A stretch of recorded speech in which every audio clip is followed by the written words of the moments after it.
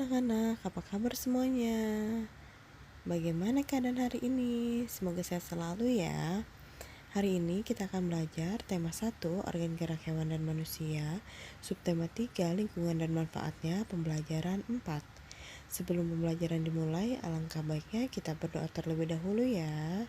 Berdoa dimulai.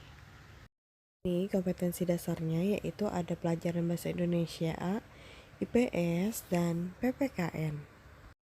Tujuan pembelajaran.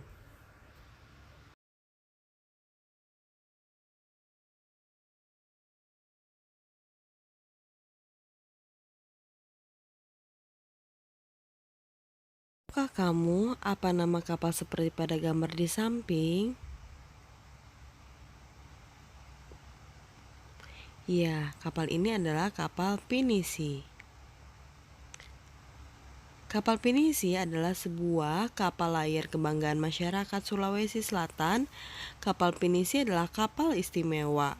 Seluruh bagian kapalnya terbuat dari kayu dan rangkai tanpa menggunakan paku. Kapal pinisi sendiri umumnya memiliki 2 tiang, layar utama, dan 7 buah layar. Keren sekali ya.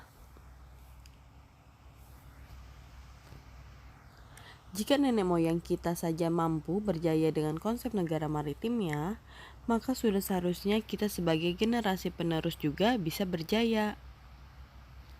Nah, coba kalian perhatikan kondisi geografis Indonesia yang berupa negara kepulauan membuat Indonesia memiliki budaya yang beragam. Budaya antara suku bangsa satu dengan yang lainnya juga berbeda-beda seperti bahasa, adat istiadat, tradisi, sistem kepercayaan, dan sebagainya. Suku bangsa ini adalah kekayaan Indonesia. Nah, ciri keragaman budaya lokal Indonesia adalah Indonesia memiliki banyak keragaman suku bangsa. Dan Indonesia juga banyak memiliki keberagaman bahasa.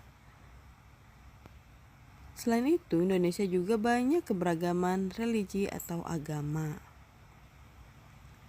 Dan Indonesia juga banyak keberagaman seni dan budaya. Ada 6 agama yang diakui secara resmi oleh pemerintah, yaitu Islam, Katolik, Kristen, Hindu, Buddha, dan Konghucu. Selain itu, di dalam seni ada kesenian baik seni sastra, seni tari, seni musik, seni drama, atau seni rupa. Nah, keberagaman budaya ini juga ada yang dipengaruhi oleh budaya dari luar. Dampak keberagaman dari segi kebudayaan. Karena mudahnya pengaruh luar masuk ke Indonesia, maka masyarakat Indonesia lebih mengenal budaya asing. Kemudian timbulnya beraneka ragam kebudayaan dan akibat pengaruh dari luar.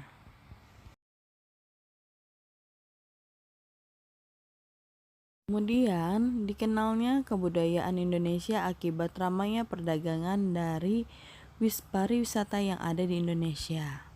Selanjutnya ada tontonan dan adegan dalam film yang kurang bahkan tidak pantas membawa efek buruk bagi bangsa Indonesia. Itulah tadi yang harus diwaspadai agar tidak terpengaruh oleh budaya asing. Nah, selanjutnya ada contoh budaya asli Indonesia. Ada reog, tari kecak, musik angklung, dan sebagainya. Selanjutnya ada contoh budaya serapan dari bangsa lain. Yang pertama ada musik keroncong, barongsai, dan tari cokek. Nah, perhatikan di sini, karena Indonesia kan negara kepulauan. Nah, jadi wilayah Indonesia yang berupa kepulauan dan disatukan oleh laut mempengaruhi kondisi transportasi yang ada. Adapun jenis atau moda transportasi yang efektif digunakan adalah kapal laut dan pesawat terbang. Jika penyediaan dan penggunaan moda transportasi antar pulau memadai, akan sangat membantu kehidupan masyarakat.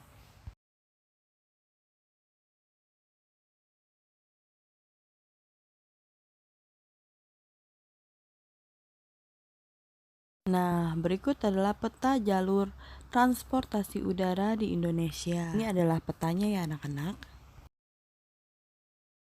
Beberapa bandar udara di Indonesia yaitu ada Bandara Soekarno-Hatta yang ada di Banten, Bandara Kuala Namu yang ada di Medan, Bandara Ngurah Rai yang ada di Bali, Bandara Sentani yang ada di Papua, Bandara Patimura yang ada di Ambon, Bandara Sultan Hasanuddin, Bandara Syamsuddin Nur, dan selanjutnya ada Bandara Lombok. Ada banyak lagi ya, ini hanya beberapa saja yang Ibu contohkan. Ada peta jalur transportasi laut di Indonesia. Nah, ini adalah peta jalur pelayarannya ya, anak-anak. Beberapa pelabuhan di Indonesia.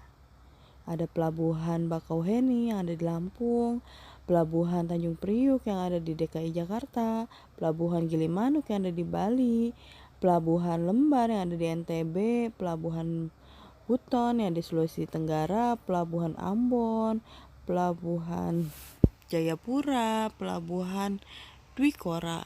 Contoh pelabuhan-pelabuhan yang ada di Indonesia. Ini kegiatan sehari-hari yang mencerminkan nilai-nilai Pancasila. Salah satu contohnya adalah gambar berikut. Nah, contohnya adalah keluarga Pak Haris sedang bermusyawarah. Bermusyawarah itu merupakan nilai dari sila Pancasila yang keempat. Jika ada yang ditanyakan, Bu, musyawarah yang di rumah itu seperti apa? Nah, bermusyawarah di rumah itu seperti halnya ketika sedang membagikan tugas untuk membersihkan rumah. Juga bermusyawarah untuk menentukan tempat liburan. Itulah hal sederhana yang ada di keluarga kita untuk bermusyawarah ya. Nah, pengambilan keputusan secara bermusyawarah dapat dilakukan dimanapun.